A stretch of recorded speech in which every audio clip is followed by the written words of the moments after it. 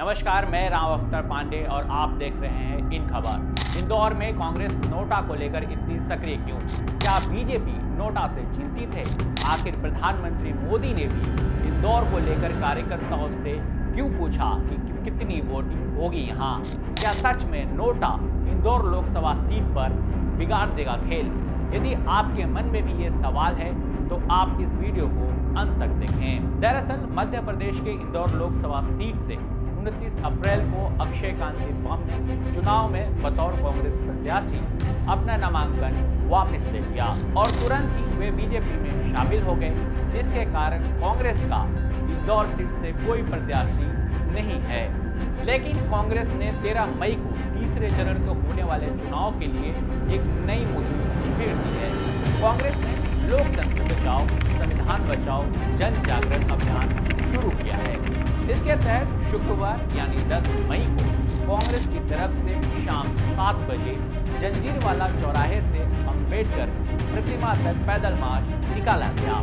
इस अभियान में लोगों से चुनाव में नोटा को वोट करने की अपील की गई। बता दें, इंदौर में नोटा को लेकर कांग्रेस और बीजेपी में रार बढ़ती जा रही है। इस मामले पर बीजेपी इंदौर में एक बैठक भी कर चुकी है, जिसमें पूर्व लोकसभा स्पीकर सुमित्रा महाजन, कैलाश विजयवर्गीय जैसे नेता शामिल हुए। वहीं कांग्रेस इस मुद्दे को लेकर अब सड़क पर उतर गई है।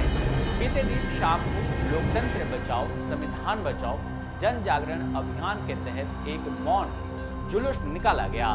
मध्य प्रदेश कांग्रेस कमेटी ने गांधी भवन कांग्रेस कार्यालय पर नोटा सेल्फी पॉइंट भी बनाया है। लोगों से नोटा बटन दबाकर बीजेपी को सबक सिखाने को कहा है। यहाँ सवाल उठता है कि आखिर कांग्रेस नोटा को लेकर इतनी सक्रिय क्यों हो गई है, और यदि नोटा को अधिक वोट मिलता है तो इससे क्या फर्क पड़ता है? तो चलिए हम समझते हैं कि नोटा होता क्या है। दरअसल नोटा का मतलब होता है नन एवं दी एवं, यानी ऊपर के विकल्पों में से कोई नहीं। नोटा की व्यवस्था आम जनता को वोटिंग के दौरान एक विकल्प देता है। जब आपको लगता है कि कोई भी उम्मीदवार या विकल्प सही नहीं है तो आप नोटा बटन दबा सकते हैं। नोटा डेमोक्रेसी में एक आम नागरिक को असहमति दिखाता है। यह बताता है कि मतदाता मौजूदा विकल्पों से खुश नहीं है, लेकिन ये एकमात्र ऑप्शन होता है। यदि नोटा को उम्मीदवारों से ज़्यादा वोट मिल जाता है तब भी वो प्रत्याशी विजेता माना जाएगा जिससे सबसे ज़्यादा वोट मिला है। इससे परिणामों पर कोई फर्क नहीं पड़ता।